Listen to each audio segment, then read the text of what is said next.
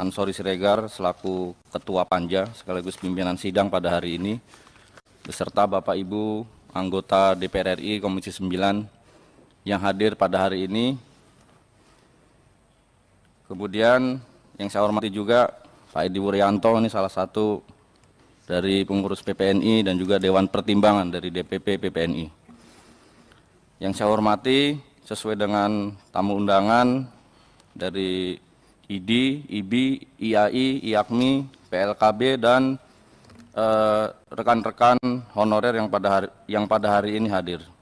Tentunya saya ingin memperkenalkan, saya membawa dua teman, yaitu Pak Andi Irwan selaku Ketua Departemen Kesejahteraan dan juga Ibu Mahyulis sebagai anggota. Dan saya izin memperkenalkan diri, saya Marianto, Ketua DPP Bidang Kesejahteraan.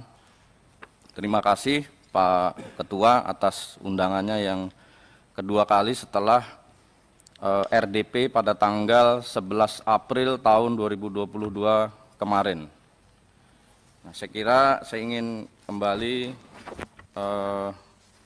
mereview beberapa kesimpulan yang kemarin di dalam RDP kemarin. Kalau hari ini melalui Panja, saya kira ini kita mengapresiasi dari Komisi 9 tentunya terus memberikan satu perhatian setelah minggu lalu juga telah mengundang seluruh forum-forum honorer. Nah, kemudian kami tentunya khusus dari PPNI juga berterima kasih kepada Komisi 9 sebagai mitra, bukan saja sebagai fungsi di DPR, tapi juga sebagai pengayom kami di Perawat. Pada tahun 2014 kami dibantu dalam pengesahan Undang-Undang Keperawatan, tepatnya di tanggal 25 September 2014 atas perjuangan dari DPR RI khususnya Komisi 9. Bapak Ibu sekalian, saya kira sesuai dengan undangan ada dua hal. Yang pertama terkait dengan gambaran informasi data. Kemudian yang kedua adalah gambaran masalah di lapangan. Nah, dua hal ini insya Allah kami paparkan dalam waktu yang singkat sesuai dengan alokasi waktu yang diberikan dari pimpinan. Nah, ini pada tanggal 1 Maret 2022 kami menghimpun anggota kami seluruh Indonesia 34 provinsi sebelum adanya himbauan dari Dirjen Nakes melalui SISDMK. Jadi sebelum ada SISDMK kemarin yang melalui update data per 1 April, 1 bulan sebelumnya kami telah mendahului data itu. Jadi total yang ada di honorer kami dari total seluruh anggota, kami izin melaporkan mendekati angka 1 juta pimpinan. Nah, honornya adalah 65.393.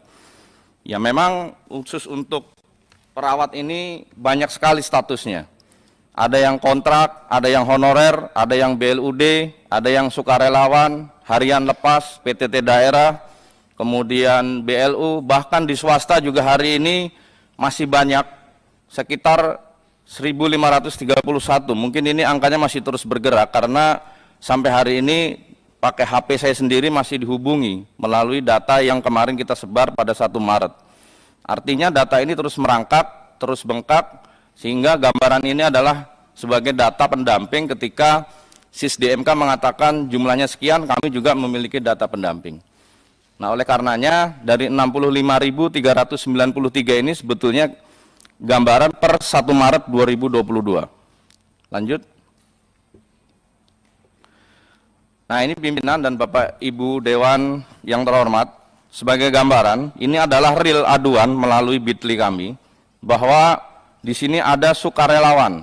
Nah, itu yang dikasih jarum warna merah itu bahkan tidak ada juga yang tidak digaji. Kalau rumah DP 0% menggembirakan gitu ya. Tapi kalau perawat 0 rupiah dalam melaksanakan penugasan, saya kira ini menjadi sesuatu hal bisa dikatakan pelanggaran hak asasi manusia. Bahkan di situ ada pengabdian lebih dari 15 tahun dan itu rata-rata di dalam aduan itu. Nah, saya kira ini sebagai gambaran saja bahwa kami memiliki 65.393 ini adalah angka real. Jadi kalau kami sampaikan bahwa di dalam penanganan pandemi 2 tahun terakhir, rekan-rekan kami itu sudah gugur 717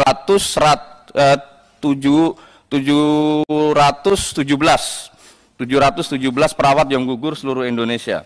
Itu data per 30 Mei hari ini. Kemudian yang terpapar itu sekitar 9.710. Ini adalah bentuk pengabdian kepada negara, kepada Republik ini. Artinya nyawa 717 ini telah kita berikan untuk bangsa dan negara. Seharusnya negara memberikan balasan yang setimpal juga untuk kami sebagai penerus dari rekan-rekan kami yang telah gugur. Karena dari 717 ini sebagian juga adalah rekan-rekan kami yang bertugas sebagai honorer, yang bertugas sebagai relawan, dan juga ada yang tidak dibayar pimpinan. Artinya hari ini ada yang rela hanya memakai baju berwarna coklat, memakai baju perawat, tetapi mereka hanya mempertahankan status sosialnya karena melihat, karena di lingkungannya supaya tidak terlihat menganggur. Artinya rekan-rekan kami secara sukarela dalam konteks ini adalah pada saat bekerja disodorkan dengan perjanjian kerja yang jelas melanggar Undang-Undang 13 2003, Undang-Undang Ketenagakerjaan, dan juga melanggar Undang-Undang 36 2014 tentang tenaga kesehatan. Pastinya juga melanggar daripada Undang-Undang ASN 05 2014, di sana dikatakan hanya ASN, PNS, dan penugasan khusus. Sementara rekan-rekan kami diberikan status sukarelawan, status honorer. Jelas ini melanggar konstitusi negara kita, bahwasanya dalam kondisi ini pengorbanan 717 yang gugur ini seyogianya kami tetap akan berpegang teguh meneruskan perjuangan rekan-rekan kami sampai kapanpun. Kami pastinya sesuai dengan sumpah perawat tetap memberikan pelayanan terbaik tanpa harus membeda-bedakan suku, agama, ras, antar golongan, bahkan aliran politik. Lanjut. Nah, angka pertumbuhan penyelenggaraan rumah sakit di Indonesia pada 2015 sampai dengan 2019 ini selalu meningkat, pimpinan dan Bapak Ibu Dewan sekalian. Dari 2015, 16, 17 sampai dengan 2019 ini angkanya selalu meningkat, bahkan di 2019 itu totalnya ada 2.344. Nah, seyogianya angka pertumbuhan dari penyelenggaraan rumah sakit atau pembangunan jumlah rumah sakit di Indonesia ini seharusnya diikuti dengan apa yang disebut dengan afirmasi P3K dari kawan-kawan kami yang hari ini masih berstatus honorer. Tetapi ini lagi-lagi diisi dengan jumlah dari rekrutmen yang hari ini dibilang baru, yang rekan-rekan kami yang pada saat ini sudah mengabdi 15 tahun, 10 tahun harus bertarung dengan rekan-rekan yang hari ini direkrut dengan fresh graduate. Tentu ini mengalami satu persaingan yang tidak sehat. Kami berharap melalui forum yang mulia ini, majelis yang mulia ini, mudah-mudahan dapat mengakomodir rekan-rekan kami yang telah mengabdi 5, 10, 15 tahun yang hari ini existing, tentunya diprioritaskan dibandingkan dengan kawan-kawan yang baru melamar. Lanjut. Nah, ini Bapak Ibu sekalian, pimpinan, satu-satunya organisasi profesi, saya kira saya berani klaim bahwa sudah 3 kali tahun terakhir ini bahwa kami melakukan satu link aduan terkait dengan tunjangan hari raya. Karena ini juga ada dasar hukumnya melalui Permen 06 2016 tentang tunjangan hari raya sebagai bagian pendapatan non-upah. Karena perawat merupakan bagian dari tenaga kerja, saya kira kami perlu memfasilitasi ini. Di tahun ini angka aduan itu sekitar 5.413 perawat. Ini melebihi dari angka aduan rata-rata pekerja nasional. Yang hari ini saya melihat catatan di dalam Kementerian Tenaga Kerja hanya 2.000 sekian. Nah, ini perawat ada 5.413 perawat yang mengadu. 60,9%-nya tidak mendapatkan THR. 39,1% mendapatkan. Nah, kemudian BPJS melalui data 5.413 ini, BPJS Kesehatan tidak diberikan secara full, itu 54,8%. Kemudian ketenagakerjaan yang tidak diberikan secara full 54,8%, hanya 42,2% saja BPJS Tenaga Kerja ini diberikan. Sementara melalui aduan terbaru ini, upah minimum yang di bawah upah minimum itu ada 71%. Yang di atas UMP atau UMR atau UMK itu hanya 4,4%. Kemudian yang sesuai dengan UMR, UMP, UMK itu ada 24,6%. Nah, ini sudah kami berikan kepada Kementerian Kesehatan dan sudah diterima oleh Direktur Pengupahan secara langsung. Lanjut. Nah, ini Bapak Ibu sekalian sama, ini jumlah puskesmas di Indonesia yang sama dengan pertumbuhan rumah sakit, sehingga pembangunan dari 2015 dan 2019 ini rata-rata jumlahnya 70 puskesmas per tahun. Dan tren ini selalu meningkat, tapi sayangnya tidak diikuti dengan serapan dari jumlah afirmasi atau kepastian teman-teman kami di Indonesia, perawat yang jumlahnya semula dari tahun 2017 itu ada 82.000, sekarang alhamdulillah sudah turun 65.393 ini, tetapi kami melihat tren pertumbuhan ini tidak diikuti dengan tren serapan dari rekan-rekan yang honorer, sukarelawan, kemudian THL dan sebagainya. Karena status-status ini tentunya kami mendukung DPR RI melalui rapat paripurna yang lalu, tidak boleh lagi ada kalimat-kalimat honorer, THL dan sebagainya. Ini kalau ditarik pada Undang-Undang Ketenagakerjaan juga jelas melanggar daripada aturan, karena kami adalah tenaga yang sifatnya tidak sedang dalam musiman, tidak pada posisi sedang diuji cobakan, tapi kami secara terus-menerus, secara kontinu telah membuktikan bagaimana biarpun mendapatkan gaji yang di bawah UMP, tetapi rekan-rekan kami tetap setia. Lanjut. Nah, ini Bapak Ibu sekalian, kalau mengacu kepada Permendagri ya, Permendagri 27 tahun 2021 bahwa belanja pegawai tidak boleh melebihi 30% dari APBD. Nah, ini saya kira juga menjadi satu alasan bahwa pemerintah daerah di masing-masing provinsi itu tidak berani membuka formasi secara luas, membuka formasi secara afirmasi sebagaimana yang hari ini dilakukan oleh guru. Kalau Pak Menteri Pendidikan hari ini berani mendeklar atau meminta 1 juta afirmasi, tetapi untuk tenaga kesehatan saya kira di berbagai laporan di 34 provinsi rata-rata rekan-rekan kami menyampaikan bahwa terkendala persoalan ini, bahwa belanja pegawai tidak boleh melebihi 30% dari APBD. Nah, ini kami kutip dari Komite Pemantauan Pelaksanaan Otonomi Daerah. Nah, ini mudah-mudahan Kementerian Keuangan memberikan dana alokasi umum atau DAU ya untuk hal tersebut, sehingga teman-teman kami dapat mendapatkan satu kepastian tentunya yang lebih luas lagi. Lanjut. Nah, komposisi ASN saat ini di dalam data Kemenpan RB, kalau komposisi tenaga kesehatan hari ini P3K baru 2.328, sementara PNS 389.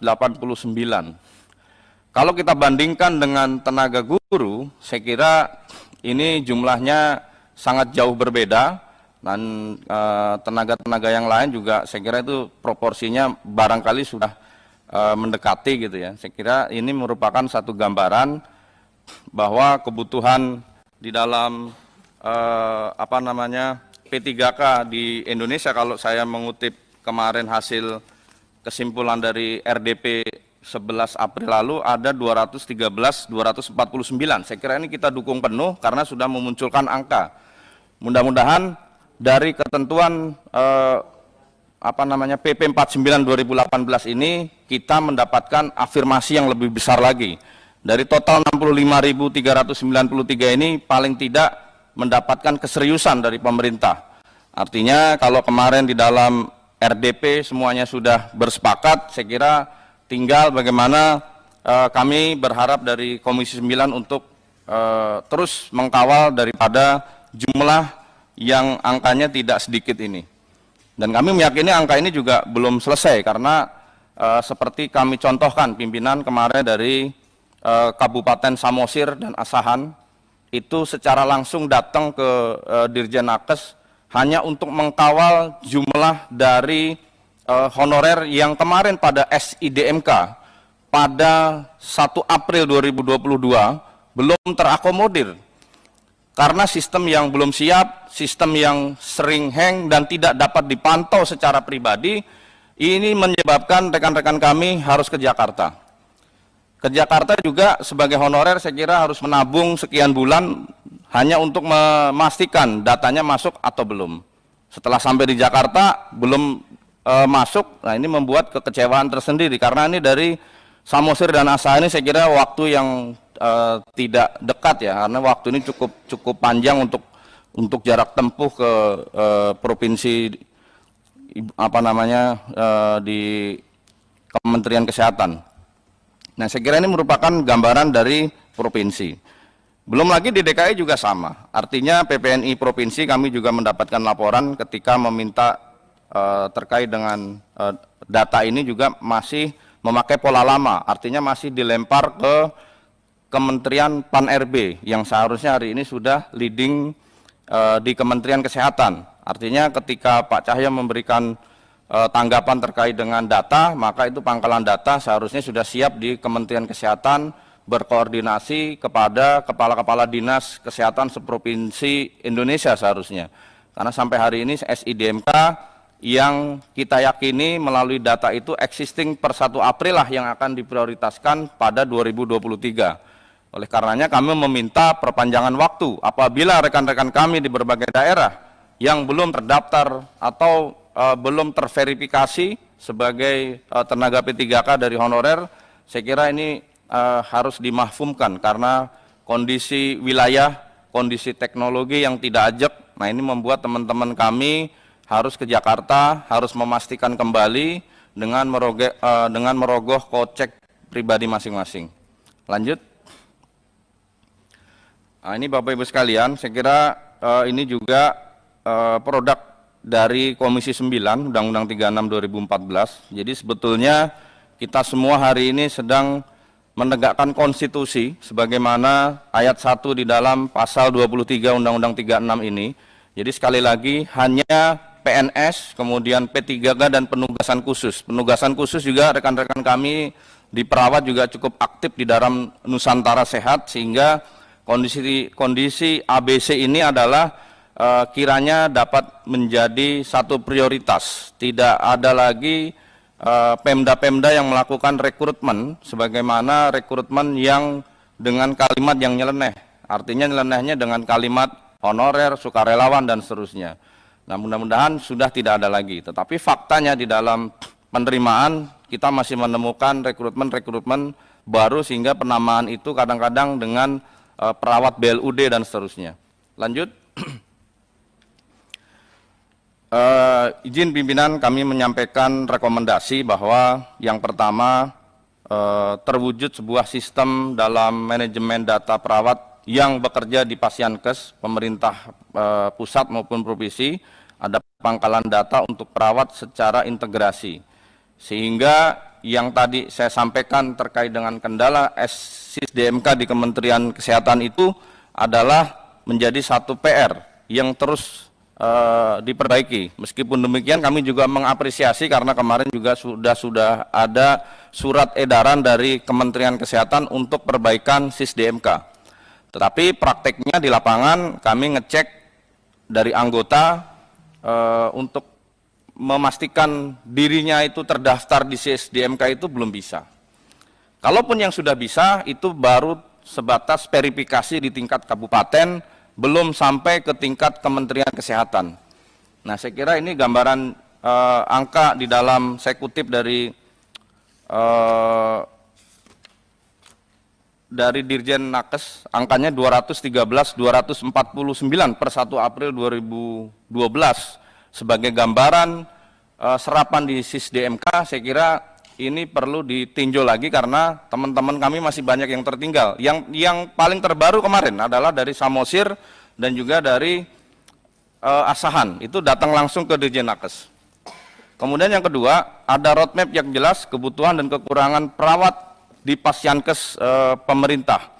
Jadi saya kira kalau hari ini diminta tes, misalkan di satu puskesmas atau RSUD, yang diminta tes itu misalkan kebutuhan total perawat di satu unit itu 200, tetapi yang lulus hanya 15. Nah ini saya kira gambaran satu unit saja, bagaimana unit-unit kerja yang lain, karena keterbatasan dan ketidakberanian dari pemerintah daerah terkait dengan alokasi anggaran untuk rekrutmen P3K. Kemudian yang ketiga, jika masih dibutuhkan perawat non-ASN di Pasyankes pemerintah, harus ada perbaikan sistem rekrutmen perawat sesuai dengan perundang-undangan yang berlaku.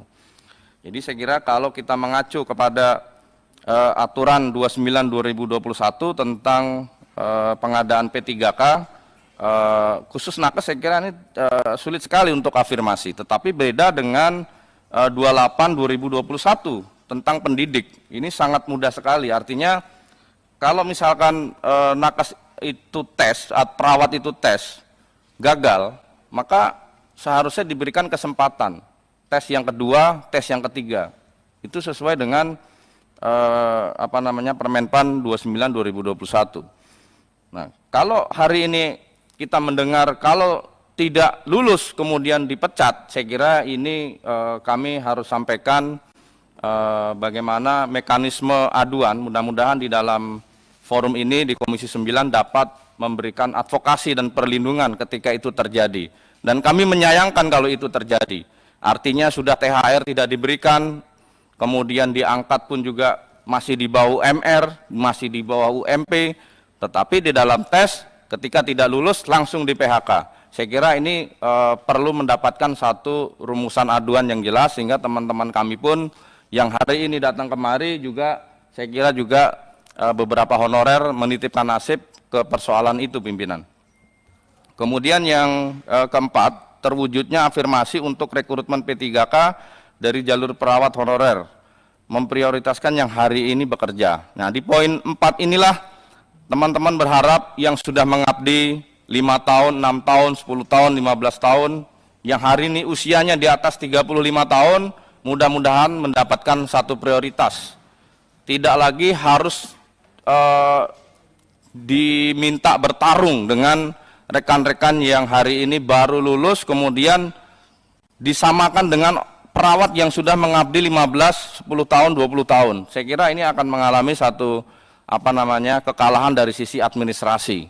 Kalau adu skill, saya kira untuk masang infus, saya kira merem gitu ya. Tapi kalau rekan-rekan yang baru untuk tes administrasi, megang komputer mungkin jago, tetapi untuk terkait skill dan sebagainya, saya kira rekan-rekan kami yang telah existing hari ini, saya kira sudah terbukti lah bahwa hari ini mereka cukup kompeten, sehingga penempatan di dalam area-area khusus seperti IGD, critical care, ruang operasi dan sebagainya, mereka pun juga harus mendapatkan pelatihan secara khusus. Waktunya kemudian juga tidak diberikan dari institusinya, biayanya juga dari pribadi sendiri-sendiri. Nah, kondisi inilah yang membuat mereka hari ini harus bertarung bagaimana gaji yang didapatkan untuk terus meningkatkan kompetensinya juga dari kocek pribadi. Kemudian yang terakhir, memberikan kelonggaran dalam kebijakan anggaran untuk rekrutmen P3K. Nah, ini saya kira tadi sudah saya sampaikan di dalam awal-awal tadi bahwa di dalam alokasi sebagaimana Permendagri 27/2021 kalau tidak salah itu mudah-mudahan mendapatkan kelonggaran, dan kepala-kepala daerah tidak lagi ada alasan persoalan 30% dari total APBD untuk belanja pegawai. Saya kira itu saja pimpinan dari PPNI yang dapat kami sampaikan. Mudah-mudahan Komisi 9 tetap konsisten mengkawal kami, perawat-perawat Indonesia, tenaga-tenaga kesehatan, honorer P3K, mudah-mudahan mendapatkan keberkahan, mendapatkan kemudahan. Wallahul muwaffiq ila aqwamit thoriq. Wassalamualaikum warahmatullahi wabarakatuh.